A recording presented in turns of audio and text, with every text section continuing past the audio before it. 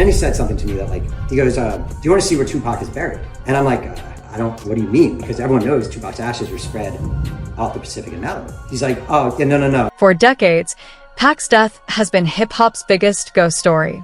Now, 2025 got the streets buzzing. A hidden grave in Carolina, Diddy's name creeping back into the rumors, and a justice system ducking the truth. The truth ain't buried. It's leaking through the cracks. And when it finally speaks, a whole lot of people won't be sleeping again. Somebody's empire is about to collapse. Let's begin. Jeff Pearlman's Bombshell biography exposes Tupac's hidden grave and family war over his estate. Did you learn anything about his death? Yeah, I mean, so he died, it's interesting, he died in Vegas, and he was there for the Bruce Seldon-Mike Tyson fight. A very, very bad fight. Jeff Pearlman just pulled off what nobody ever expected. He located Tupac's real grave, and the way it happened feels like a full-blown movie plot. For almost 30 years, everyone believed Pac was completely cremated with no burial site, no final place to visit, just ashes scattered around the world, and rumored to be smoked by the outlaws. But Pullman's new book, Only God Can Judge Me, The Many Lives of Tupac Shakur, flipped that entire belief upside down, leaving the hip-hop world stunned. The sports biographer spent 3 years diving into hip-hop's most complicated legend, conducting nearly 700 interviews, talking to everybody from Pac's sister Sekua, stepbrother Mopreem, childhood friends, dealers, classmates, co-stars from Juice and Poetic Justice, former Panthers, inmates, death row insiders, and even Pac's high school girlfriend who gave him over 100 love letters. The book paints Pac not as the larger-than-life outlaw, but as a broke, heartbroken, brilliant kid desperate for validation. Critics are calling it raw, fearless, and the most definitive portrait even die-hard fans never saw coming. I interviewed like some family members, just distant family members who happen to live in Lumberton, and one guy goes, "Hey, do you want to tour the house? I'm the caretaker." And I'm like, oh. So I just ripped my pants on a fence for absolutely nothing. You could just take me. I'm like, yeah, I didn't even tell my wife. He's like, yeah. He drives me there. I'm literally inside of Fenny Shakur's house with the caretaker. She's died in 2016, so all her boxes are packed up. Here are her books, here are her stuff. And then he said something to me that like, he goes, do you want to see where Tupac is buried? And I'm like, I don't, what do you mean? Because everyone knows Tupac's ashes were spread off the Pacific and Malibu. He's like, oh, yeah, no. He has a grave here on the property. I'm like, I didn't let on, but in my head, I'm like, wait, what? But here's where things get crazy. While Pullman was in Lumberton, North Carolina, a small, isolated town of about 20,000 people, roughly 100 miles south of Raleigh, digging into Afeni Shakur's history, he ran into Tupac's cousin, Dante Powers, who also worked as the property caretaker. Powers was on his way to check out the abandoned house Afeni bought back in 2000 and told Pullman to tag along. Inside, the place was filled with nothing but boxes of Afeni's old belongings. And that's when Dante hit him with the question that changed everything. He's like, yeah, come on. And in the front, it's in the book actually, in the pictures, in the front yard, in an abandoned lot in Lumberton, North Carolina, is Tupac Shakur's headstone, like right there. And I'm standing over it, and I would say like the full circle moment for a guy writing a book is standing over the headstone that no one even knows exists of the person you're writing about. And that was like a chills moment for me, being there with Tupac's grave. And the whole book was just a journey of wild and crazy and fun and interesting and exhausting. Afeni bought the 56-acre property in 2000, for years after Pac passed, and built a massive home behind wrought iron gates.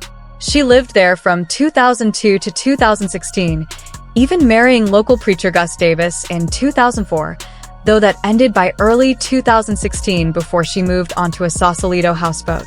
After her death in May 2016 at age 69, the estate was left abandoned, overgrown, forgotten, nothing like the pilgrimage sites for Jim Morrison in Paris or Jimi Hendrix in Seattle. Just an empty house in the middle of nowhere with one of hip-hop's greatest icons buried quietly in the front yard. Why keep it hidden? Pullman believes it was simply respect. The family didn't want it turning into a circus like Graceland or Paisley Park, and Lumberton's isolation made that easy. But things get even wilder. The rest of Tupac's ashes were scattered in ways straight out of his own lyrics, some in Los Angeles, some in Georgia near Feeney's home, Soweto in South Africa, and along the Pacific coast. And yes, the outlaws really did smoke a portion mixed with weed at a memorial, exactly like Pac rapped in Cremated, Last Wishes, Smoke My Ashes. Moprin confirmed it, saying they were trying to feel close to him, and Suge Knight backed it up, claiming the family passed around a bag of his ashes the night Pac died, though he didn't join because he was on probation. But the book goes far beyond the grave reveal. Pullman found the real survivor of Brenda's Got a Baby, now 33, and reunited her with her mother. He uncovered that Tupac shadowed crack kingpin Bobby Burton for a week to prep for Juice. He broke down the infamous poetic justice moment where Janet Jackson demanded an AIDS test, which Pac refused, telling people to curse her out. The book digs into Pac's lifelong guilt over the 1992 Marin City shooting that killed 6-year-old Quita Walkley-Teal, a loss that haunted his music. It covers the heartbreak of his father Billy Garland skipping a prison visit, which Pac said felt like someone ripped his heart out. It includes more than 100 love letters to his high school girlfriend Mary Baldridge, showing his soft, poetic side, while also exposing the contradictions, like how that same gentle kid became what Mob James called a wannabe thug. Pullman documents Pac's final death row days, broke, isolated, and with even the car Suge gifted him actually leased. Actress Lela Rashawn rejected his flirtation, saying, "I don't feel like getting shot." In the end, Pullman paints Pac as a lonely, brilliant soul whose need for validation pushed him into beating Orlando Anderson at the MGM Grand, setting off the events that led to his death, all while his family was locked in present-day battles over his estate.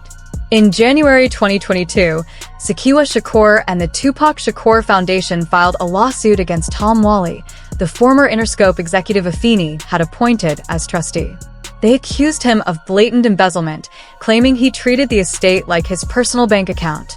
According to the allegations, Whalley took over $5.5 million in excessive compensation since 2016, installed himself as a Maru entertainment manager, creating a major conflict of interest, and withheld Tupac's personal belongings that Shakur inherited, including cars, jewelry worth $217,700, gold records, clothing, and even pinball machines. These items were displayed in the Tupac Shakur "Wake Me When I'm Free" exhibit without her consent. Whalley fought back, insisting the exhibit. Conspiracy theories, Keith D's arrest, and why the streets still think Pac might be alive, had increased the estate's value by tens of millions, that it reflected Afeni's original vision, and that he had full discretion under the trust. He called the embezzlement claims disappointing and damaging. The judge ordered a full accounting by June 30th, 2022.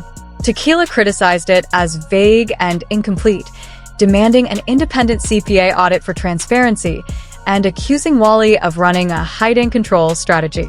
Meanwhile, the family remained focused on Keith D's repeated claims over the years, from his 2008 to 2009 federal proffers, 2018 documentaries, 2019 memoir Compton Street Legend, and multiple interviews, that Diddy had offered $1 million for Tupac's death.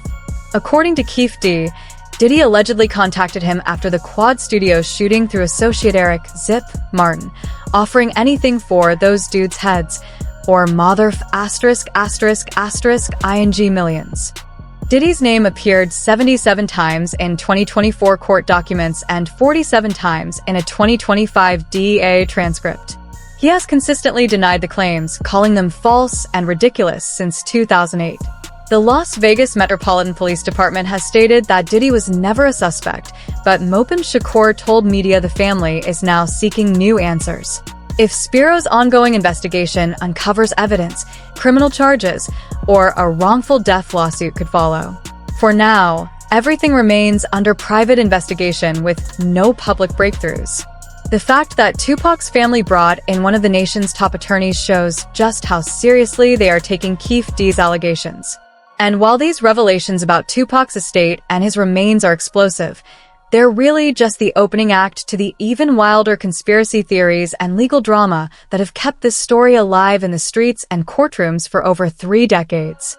Let's address the elephant in the room, or maybe the ghost, the ultimate conspiracy theory, that Tupac escaped to Cuba to live with his aunt Assata Shakur, the Black Panther fugitive in asylum since 1984. The story claims Fidel Castro personally helped smuggle Tupac out, using helicopters, body doubles, or even Nation of Islam connections. Over the years, alleged sightings popped up everywhere. 2016 photos with Rihanna, later proven photoshopped, a Somali man claiming to spot him in a car in 2018, and reports from locals in small Cuban towns. In 2018, filmmaker Michael Nice said he had audio and video of Castro approving the escape. Even Suge Knight's son posted in 2018 to 2019 that Tupac was alive in Malaysia with Beyoncé and 50 Cent, though he later clarified it was just promotional material. Other supposed hideouts included New Zealand, following a 2011 PBS hack, New Mexico on a Navajo reservation, and East Africa with Yaki Gaddafi, as detailed in Rick Boss's documentary Tupac: The Great Escape. Some theories suggest government witness protection, Illuminati involvement, or a body double switch. Social media jokes even claimed he was living in Brazil in a furry costume or hiding in Ruto's mansion in Kenya. Then comes the Machiavelli angle. Tupac's final album, The Don Kill / The 7 Day Theory, released under the Machiavelli alias, referencing Niccolo Machiavelli, whom theorists say faked his own death. The album was recorded in 7 days and dropped 7 weeks after Tupac's death. The cover depicts him crucified like Jesus, though conspiracy theorists twist the symbolism to 7. Numerology fans went wild. Shot on September 7, 96, died at 4:03 p.m., adds to 7. Aged 25, 2 plus 5 is equal to 7, and Machiavelli supposedly rearranged to spell AM alive K. Posthumous tracks like God Bless the Dead, 1998, mention Biggie, who wasn't killed until March 1997, fueling claims Tupac recorded it after his death. Lyrics like, "Expect me like you expect Jesus to come back," were treated as prophetic clues. The fake autopsy theory gained traction because leaked photos seemed off. Tupac's body measured 6 feet instead of 5 feet 10 inches, weighed 215 pounds instead of 168, and his Machiavelli tattoo appeared missing. Theorists claimed the images came from the California Love video or movie makeup. No body was shown publicly, and some of his ashes were allegedly smoked by the Outlaws, though later doubted. Conspiracy theorists also pointed to his active Social Security number after death and the unusually fast cremation the next day, with the cremator supposedly disappearing afterward. Over the years, Suge Knight fueled the rumors, saying in 2017, "With Pac, you never know," and in 2025 claimed Tupac asked Afeni to let him go to avoid prison. The Outlaws initially confirmed smoking his ashes for his lyric in Black Jesus, "Cremated last. Wishes, smoke my ashes," though some later doubted the authenticity. Afeni's statement that Tupac wanted to leave quietly was twisted into he chose to disappear. But here's the reality. Every single one of these theories has been debunked. Machiavelli did not fake his death. He died in 1527 from illness, and the fake death myth comes from misreading his political writings. The numerology is cherry-picked, as you can make any numbers add up to anything if you try hard enough. And the leaked autopsy photos that sparked an internal LVPD investigation? Completely authentic. The so-called discrepancies are easily explained. Post-mortem bloating and swelling naturally alter body measurements. Tattoos can fade or get obscured by surgical incisions and blood, and weight can fluctuate due to fluids and organs. During the 2023 grand jury proceedings, multiple verified autopsy photos, including bullet wounds, were presented. The rapid cremation wasn't suspicious either. It was Afeni's choice, following Tupac's explicit wishes, which he had clearly expressed. Do you believe Keefe D when it comes to Puffy? Like when he make comments and say that, Puffy was scared of Tupac and Suge, so he would use him as protection when he came to LA, and how Puffy put a bounty on a death row chain for $1 million. The family held a private memorial to avoid turning it into a public spectacle. And as Jeff Pullman revealed in his book, part of Tupac's ashes were actually buried in Lumberton, North Carolina, physical proof that he has been gone since September 13, 1996. So why do these theories keep circulating despite overwhelming evidence? There are 4 main reasons. First, Institutional distrust. The case went unsolved for 27 years with no arrests until 2023. The East Coast, West Coast rivalry, gang ties, theories about police corruption, and historical skepticism toward law enforcement, especially given the FBI's surveillance of the Black Panthers, created an environment where official accounts were doubted. When authorities failed to solve a high-profile murder for decades, people naturally fill the gap with their own explanations. Second, Tupac himself cultivated intrigue through his music and persona. The Machiavelli album, prophetic lyrics, posthumous releases, and 7 platinum albums after his death compared to 4 while alive were all part of a carefully crafted mystique. Death Row Records and Suge Knight benefited immensely from the mystery, with every new conspiracy theory driving renewed attention and album sales.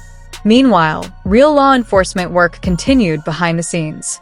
On September 29, 2023, Dwayne Keefe D. Davis, 60, a former Southside Crips leader and Orlando Anderson's uncle, was arrested in a SWAT-style morning takedown, captured on body cam. He was indicted for murder with a deadly weapon, gang enhancement included, accused of being the shot caller behind the retaliation killing. Here's what makes this case absolutely wild. Keefe D provided his own evidence. Between 2008 and 2009, he gave detailed statements to an LAPD FBI task force under limited federal immunity, admitting he was in the front seat of the white Cadillac, obtained the .40 Glock, and handed it to the back seat where his nephew Orlando likely pulled the trigger. He also named Diddy as offering $1 million for the hit. Fast forward to 2018, he appeared in documentaries like Death Row Chronicles and Unsolved, laying out the orchestration and retaliation. In 2019, he co-wrote the memoir Compton Street Legend, writing, "One of my guys from the back seat grabbed the Glock and started busting back, and Tupac chose the wrong game." He did multiple interviews with Vlad TV, Art of Dialogue, and others, openly admitting his presence and hinting at details. But then, his story starts collapsing. After his arrest, he told ABC News in a jailhouse interview that those admissions were false, fabricated for entertainment and profit. He claimed he hadn't even read the book, saying co-author Isef Jah did his own investigation and took liberties. The East Coast-West Coast war, and how Tupac's friendship with Biggie turned into a blood feud that got them both killed. Yeah, that's why it goes down to the chain snatching. When the people were saying, you know, when the people first tried to snatch the chain, rumor back then that it was a bounty on that chain, that Puffy was saying, we want to put this chain in in our video, and that's why the guys try to snatch the chain, and they didn't get the chain, and that's why Pac really took off and just started, you know what I mean, and fighting Orlando, because Pac looked at it like, this is my beef now. Told his defense team that statements were altered to protect drug associates and that his immunity should apply statewide. In bail motions, he argued the confessions were for entertainment only and insisted he couldn't have been in Las Vegas because he was allegedly 300 miles away in LA with 20 to 30 witnesses as an alibi. His own son publicly called him a liar. Ex-detective Greg Kading, who interrogated Keefe D in the 2000s, called him stupid for making public confessions despite having a formal agreement. Keefe D later railed about tainted evidence and argued, if he wasn't dangerous, why did they wait 27 years to charge him? He's flipped his story so many times, motivated by book profits, media exposure, perceived immunity, and later desperation, that prosecutors have successfully convinced judges all his statements should be admissible, claiming he violated the agreement by going public. In January 2025, his lawyer tried to dismiss charges over delays and lost evidence, but failed. He was convicted in a separate jail incident in April 2025 and sentenced to 16 to 40 months in September 2025, served concurrently. Meanwhile, Suge Knight, serving 28 years for manslaughter, expressed shock at the arrest, saying he wouldn't testify, claiming he knows the real shooter, and hinting Orlando Anderson wasn't the culprit. Tupac's family welcomed progress, but expressed frustration over repeated delays, which led them to hire Alex Spiro to investigate Diddy separately from the criminal case. 2025, the trial is set for February 9, 2026, with no further delays. Keefe D has pleaded not guilty, and the prosecution is pushing to admit all his statements, book excerpts, and interviews as evidence.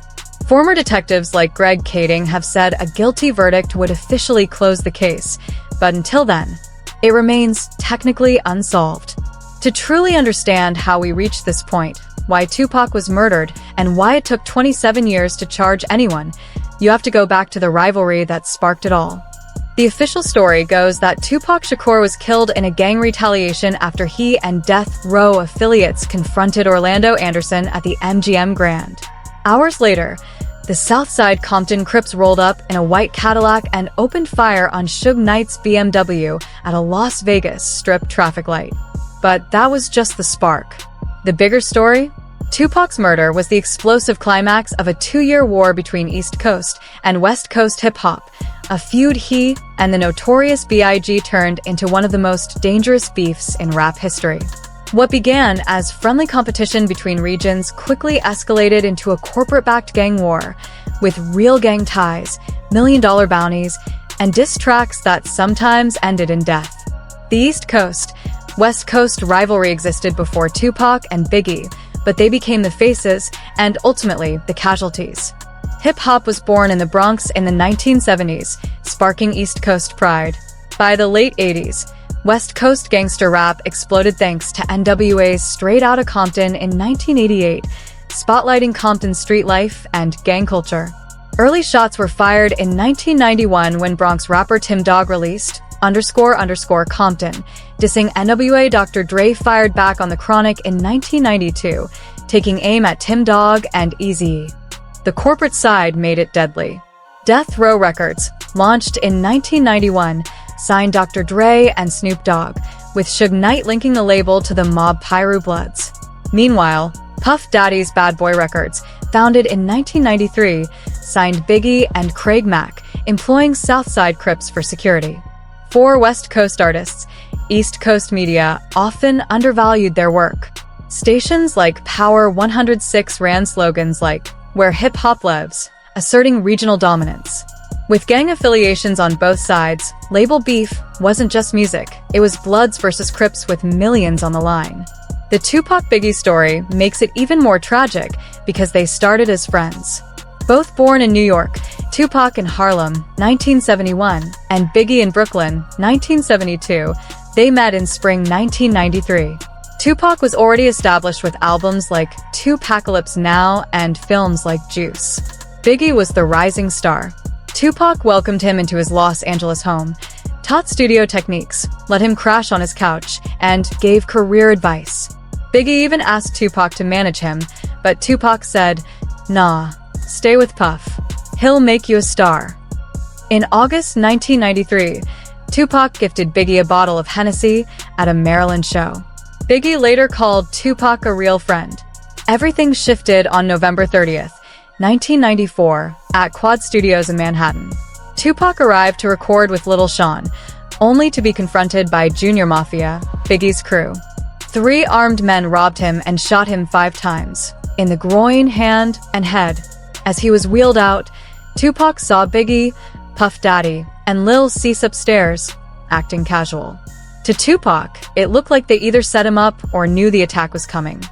The very next day, December 1st, 1994, Tupac was convicted of sexual abuse and sentenced, still bandaged from his gunshot wounds. His anger boiled over. Then in February 1995, Biggie released Who Shot You? Although recorded before the Quad shooting, the lyrics Who Shot You? Separate the weak from the obsolete felt like taunts to Tupac. Biggie denied it was aimed at him, but Tupac was convinced. In an April 1995 Vibe prison interview, Tupac publicly called out Biggie and Puff, saying, "It was like they were happy I got shot." The tension exploded further at the 1995 Source Awards on August 3rd, setting the stage for the final act. Suge Knight hit the stage and directly called out Puff Daddy. "Any artist out there want to be an artist? Come to Death Row." The crowd booed, but the message was clear. Death Row claimed victory. Snoop Dogg fired back at the East Coast, saying they'd shown no respect. 2 months later, in October 1995, Suge bailed Tupac out of prison for $1.4 million and signed him to a 3-album Death Row deal. Tupac immediately went to work, recording ambitions as a writer and vowing war on Bad Boy. Diss tracks came fast and hard. In November 1995, the Dog Pound dropped the New York video, showing Snoop and Corrupt literally kicking over NYC skyscrapers. Shots were reportedly fired at the trailer in Brooklyn. By December, Capone and Noriega, Mobb Deep, and Tragedy Gaddafi fired back with LA, calling West Coast rappers soft like a Laker game. Tupac released All Eyes on Me in March 1996, giving the world hits like California Love and two of America's Most Wanted with Snoop. But the Rayoul nuclear bomb dropped on June 4th, 1996 with Hit 'Em Up. Tupac opened with, I__ your wife, referring to Faith Evans, and threatened, "We gonna kill all you motherfuckers." He even asked, "Who shot me?" while humiliating Biggie and Puff lookalikes in the video. Biggie reportedly cried hearing it but sought reconciliation, refusing to respond directly. Some claim he fired back subliminally in Long Kiss Goodnight in 1997, which only came out after both had died. The rivalry didn't just exist in music, it created the deadly environment. Death Row was linked to Mob Pyro Bloods, while Bad Boy hired Southside Crips for security, including members connected to Orlando Anderson's uncle, Keefe D. In LA's street code, stealing a Death Row chain was a death sentence. When Orlando allegedly took one, it set the MGM Grand Confrontation in motion.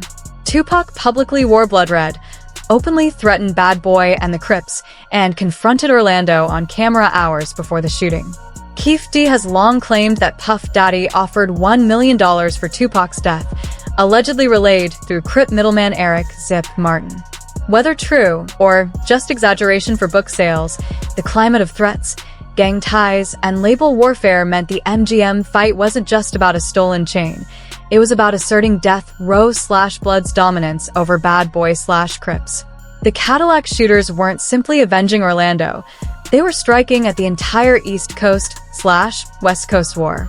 6 months later, on March 9, 1997, Biggie was killed in Los Angeles in a near-identical drive-by that remains officially unsolved. Many believe it was a Bloods retaliation. By 1997 to 1998, efforts like Minister Farrakhan's peace summits and Snoop and Puff appearing together on The Steve Harvey Show helped calm tensions, but the legacy stayed. The feud didn't literally pull the trigger on September 7, 1996, Southside Crips did, but the rivalry loaded the gun. It created a world where one casino fight between Blood-affiliated rappers and Crip-affiliated gang members could end the life of one of music's greatest artists. That's why, even with Keefe D in custody awaiting trial in 2026, even with Jeff Pullman's revelations about Tupac's hidden grave, even with all the evidence laid out, the streets still argue about what really happened. Because the truth is messy. Tupac Shakur died over the same gang politics and corporate warfare he chronicled throughout his career. And the mystery solved in 2025? It's really just 29 years of unresolved trauma, conspiracy theories, and a murder case that won't fully close until a verdict is read. We've reached the end of this chapter, fam. Thanks for watching. To stay connected for first-hand updates on what's trending, click the card showing on the screen.